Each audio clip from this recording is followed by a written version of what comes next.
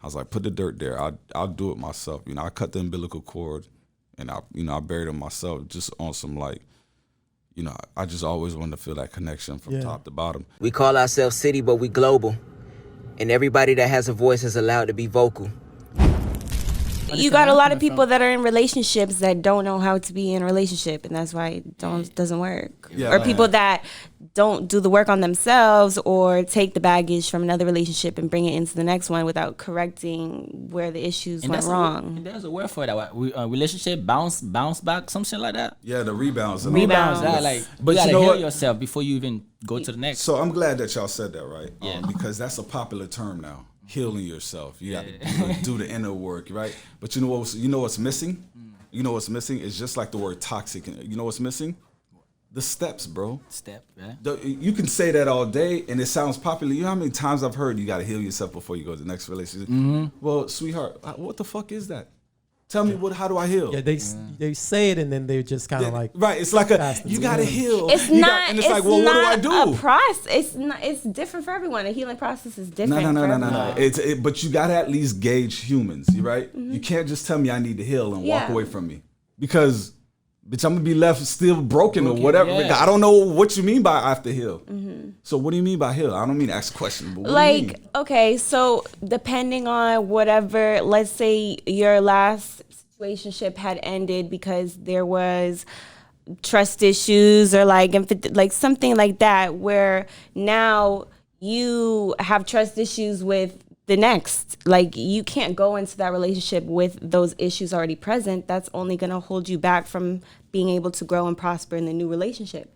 You would need to figure out why, or you already know the why, but it's like you need to figure out how you're going to be able to open yourself up, allow yourself to have these types of interactions with the person again, and be able to do it in a way where it's beneficial. So I'll say this, right? That seems so common sense, right? But what's the other term that we know? Common sense is not so what? Common, right?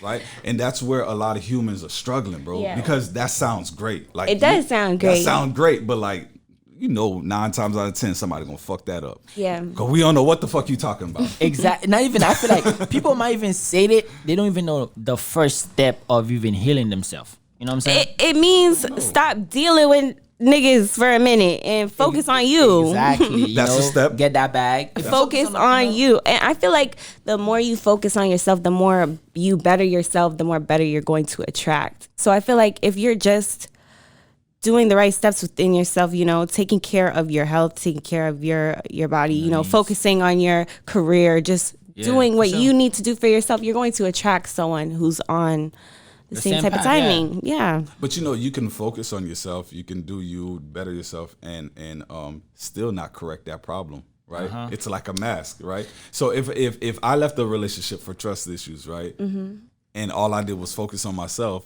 and I had no one to practice trying to trust on, guess what's still there? That trust issues. You know what I'm saying? You see what I'm saying? And that's what happened with the toxic and the heal, and is that we're all saying these terms, bro. I've said it before too. Yeah. People have told me, women have told me, you need to heal. I lost my son, right? And then they're like, oh, you need to heal from losing your son. You need to, you're still broken. Your ex still has a whole. I've heard all of this, and when they said it was kind of true, but everyone would just say it and leave. And I'd be like. 4 o'clock, 3 o'clock in the morning, you laying in bed like, what the fuck? Like, I think they're right, but like, then what do I do? How do I fix that? Approach it, you feel me? Motherfuckers don't know. So I heard Charlamagne. That's more of a battle. That's more of something. It's an inner conflict. It's just something you have to kind of figure out for yourself at this point, right? But I think you're right. I mean, with just knowing how to gauge. Then I would say, if you want to go to something else, everybody always say seek professional help, do this, so and so. But it's really something that you kind of have to figure out for yourself. I think people want to feel like they're helping people sometimes. Yeah. Or like they feel like they want to have the answers, but they really don't. They don't, bro. So they don't. Everyone has such a unique situation. There's not really just a do this, or one size fit you all. should just try this. See, my thing is, my motto is to unlearn, relearn, analyze, and we apply. Now you can't come in with the whatever you used to deal with in the past and bring it to the new one. You feel me? You can't like cause you see a sign that used to see in the past, it might be in the present. You feel me? Right. But with that being said, me personally, sometimes you gotta deal with the demon that's inside your head. Cause it was a verse in the Bible that was like, you gotta be selfish. You have to. Cause ain't nobody got you but you. You feel me? Like, I don't care what you're going through. You could have a family member that's really love you, that's close to you. There's some things that's going in with your life. Only you could fix it. Only you got you. So until you figure that out, you can't really help nobody if you can't help yourself. And no one's going to do that for you. Exactly. So. When it comes with that self-love, because people have different background. Like I'm Haitian, based on how I grew up, how I see my grandma, my grandpa and stuff. And you come and you see a different culture, how they being raised, how they move. You can't really expect me. You can't put your expectation on me because my expectation not the same as your expectation on you because we was raised different, we brought up different. So you can't really put your expectation on me, and I can't put my expectation on you. We just gotta trust each other, communicate. Yeah, I heard that you're supposed to love someone like from their perspective on how they want to be loved, not the way that you think that you should love them. And that's what I said. Like, what about the expectation? I can't put your expectation on how you're supposed to love me because you was raised different. Plus, you gotta also walk me through the path of like your self love because I don't know you like that. You gotta communicate with me for me to know how to love you better. If I make a mistake or whatever, you don't gotta. Most thing, you see, the problem is most people think, I don't got time to fix nobody. But all you got to do is just communicate, properly with your partner, And that's like the general theme of like what you started off, bro. It's just communication. It is. Communication, though. It's just That's communication. And I had said that stuff on like, the self-love and all of that, just by like, to encourage us or whoever's watching or listening to, let's not just say that to people. Just not, you need to seek help. Like literally, if you're saying that, I feel like if you're saying that in your head, you might know a few steps that could help them. So just give them a few steps. Hey, maybe go talk to a professional. Hey, maybe whatever you got to do, look up some YouTubes on like what you think is wrong with you and ways to fix it. You know what I'm saying? Like, let's not just put someone on the edge and walk away. You see what I'm saying? And during my healing process, because I'm not nowhere perfect, but I think, man, I went through a lot, and I'm proud of myself and who I am. Everyone just kind of put me on the edge, especially after my son passed. I was out of the relationship with his mom on the same time. So I lost my son and his mom. I say it in the song. I was literally on an edge for like 3 years and had no clue what to do. You know what I mean? And then I just started, like you said, I guess you said figure it out. I just started like just being creative, like looking up YouTubes, Googling stuff, talking to people.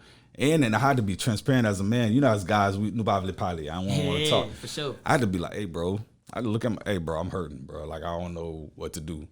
And then I feel like that's the first step. Yeah.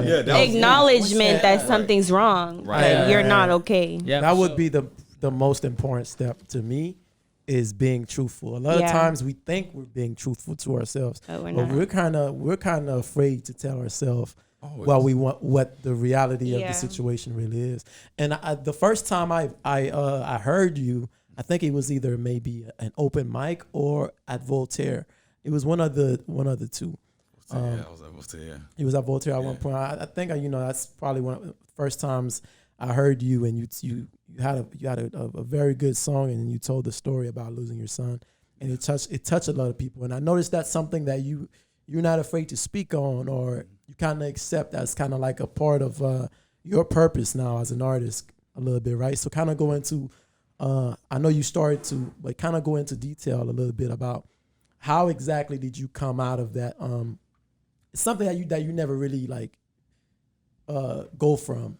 It's always a part of you, but how exactly did you start to heal from that and start to make music and other things? Well, I think there is, like you said, there is no getting over losing a son. And for me, I lost him at a young age. I think I was like 28 when I lost him, so I was a new father. He was only 2 when he passed away. And I think, like we're all saying, it was just about just being honest. I took that hurt on the chin, growing up where we're from. You got to fight or you got to go through a couple of things and you experience a lot of different things. And that, to me, that was just another thing I had to experience. any other regular person, bro, would probably committed suicide, would have probably went crazy, would probably been, you know, to me it was just another fight, you know, it was another level, like, okay, cool. So, bro, I took it as like, you know what, he was such an impactful little human being. You know, if you see his pictures, he was so dope. Everybody loved him.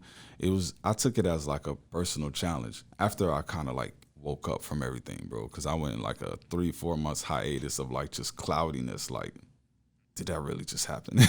You know, it's crazy, bro. I buried him myself. You know, a lot of people went from the city. They went to a funeral. Like I literally, you know how they're gonna bring the tractor in and they're gonna put the dirt. I was like, put the dirt there. I'll do it myself. You know, I cut the umbilical cord and I buried him myself just on some like, you know, I just always wanted to feel that connection from top to bottom. Yeah. You know, but after I came from like that cloudiness, that like what the fuckness, it was either really in life you have two choices. Either you fly or die or some shit like, you know, whatever. You know what I'm saying. You could either choose to stay in your situation and like whether, you know, let it deteriorate yourself, or you can move forward. That's literally all I felt like I had to do, bro. The only two options I had is either, all right, you know, we're gonna, you know, either fly from this or rise from this, or like everyone's gonna see you as, you know, a failure, not a failure, but like I've heard people. This guy told me one time, one guy lost his family in the fire, and whatever happened to him, but like now he's like brain dead. You know what I'm saying? And like whatever, walking around. So I just felt like I had those two options. And then I just chose to use his passing as my purpose. As my purpose. He liked my song Neferetta that y'all were playing. And I went back to teach Norland Middle School. I was a teacher. I went to teach at Norland Middle School. But while I was there teaching, I'm chilling with the kids. We freestyling, we rapping and whatever. And I'm just like, you know what, bro? Like, I'm supposed to be, you know, making music. Caden would have wanted me to make music, and that's when I didn't renew my contract. And I said, fuck it, we're gonna make music forever, and that's where I'm at. So that's awesome, man. Like I said, your story is amazing, bro. Yeah, it's crazy. Life forces you to accept things. Yeah, you really don't have. It's really crazy how that works. Even with just a natural or a natural death, like you have to. It really forces you to accept things, and like you said, it's either you do that or it worsens in other ways. You know? Oh, it does. And what was crazy was the amount of fathers, first of all, bro, that were hitting me up that lost their kids. That's wild. You know what I mean? Like, because like I said, as men, we just bottle stuff up, want to be masculine. Like, I got it. You know, so we just nobody bro. We just sit there and no, bro. But for me, I'm not very extroverted. I'm really an introvert. I don't really like being in front of people, but I've never been afraid to talk. You see what I'm saying? And so I guess by me talking, bro, I guess it made men feel all right. You know what I mean? And I started seeing stories pop up. You know, people were telling me, oh, my brother lost his son too. I'm going to tell him to hit you up. And he'll hit me up and I'll be like, what's up? Well, how you feel, bro? You straight? And he'd be like, straight up, nah, bro, this shit killing me, dog. You know what I mean? Yeah. And it'll be a conversation from then, you know what I mean? And so I was like, you never know how you're gonna help someone get through a situation, bro. And it don't even have to be a son, bro. I'm connected with people who lost their moms, you know, sisters, babies. A lot of women lost their kids. A lot of still deaths in their stomach. You know, stuff like that that I didn't think that I would connect to. But if I hear of, first of all, kid passing, anybody but kid passing, for me, I feel like it just takes me right back, and I automatically know what you're talking about. So. Yeah, for sure, man. Yeah. Well, it's good that you were able to help others that were going through similar experiences while you were going through your own experiences. Yeah. And I tried my hardest to like do what I told, you know, or encourage everybody to do. Like, hey, look, bro, I've been through that, so this is what I did. Yeah. I tried my hardest to do that. That's good. Yeah. But the thing is, I feel like sometimes why men don't heal so much, society put that image of like, we gotta be tough. Don't show your emotion. Or you could come in what you want. Or any female I ever did, whatever, but you're gonna see me cry, whatever. I'm gonna express my feeling towards you. Like, you know, not to bring death. I lost my mom when I was 1 year old. I don't even know how my mom looked like. You feel me? So me growing up and seeing a lot of kids, you know, oh, mommy this, mommy that, that shit used to hurt me, you know? Like everybody like mommy, where's my man? You feel me? So I had to go ahead to my people, like, so everybody keep, when Mother's Day come around in Haiti, that shit is a big thing. So I question my grandma, like, so every kid's always saying, mom, where's mine at? When they told me, bro, I was heartbroken. Oh, they never let you know? I mean, I had to ask the question. It was just like, they didn't tell me till I started asking, like, cause I keep seeing the kids, mommy. So that shit used to piss me off. Until then, I had to heal myself. And, I get happiness from when people talk about their mom. Like, I fuck with it. I mean, I don't know how that shit feel like, being loved by a mother or whatever. To this day, I feel like I got an empty space in my heart. Like, I can never be fulfilled. But sometimes I feel like certain females I met, they kind of, they get in there and then boom, it lost me. Yeah. You feel me? But, people go through shit in life. You would never see me being sad ever again. But that's some shit I deal by myself. In my room, you always see me the happy, joy. You sad, I'm gonna make you chill up, and then on my own, I deal with my own bullshit. Yeah. But you feel me? Like I don't like people. The reason why I don't show or me being sad, it depends. He know. Like Jay would tell, like this nigga probably hear me cry before, whatever. That's close motherfuckers will see me cry. All that people though, you would never You would know Steve is a solid, happy. This nigga's always chilling. Yeah. Some people gonna hear that, they're gonna like, oh, this man be saying. It brings it back to what you saying, like just about men. I think a lot of men need to. It's just a thing with us not really expressing ourselves to the best of our ability and kind of just being. It's a pride thing. Just too masculine sometimes to do that.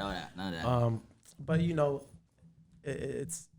it's something that we need to like do better with, because that's why the suicide rate is higher in men. That's why I love more men are in the position. Yeah. Especially black men, because it goes back to a prior conversation about growing up in the household with fatherless households. It really kind of make you want to like really flex that in other environment I think that we face as black people. But we could go deeper into that.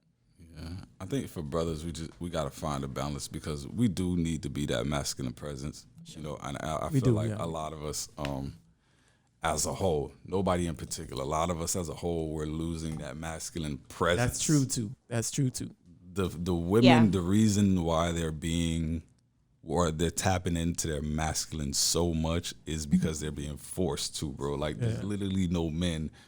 Like being a positive masculine presence in these women's lives, bro. So like, fuck it, women are on some rebellious shit right now. And I'm glad you said, positive is the thing, because they're sort of kind of making it to where like that word masculine is being attacked all the time. Like it is being viewed negatively, but it's a necessary thing. You have to be masculine at the same time. We call ourselves CiiiTY, but we global. And everybody that has a voice is allowed to be vocal.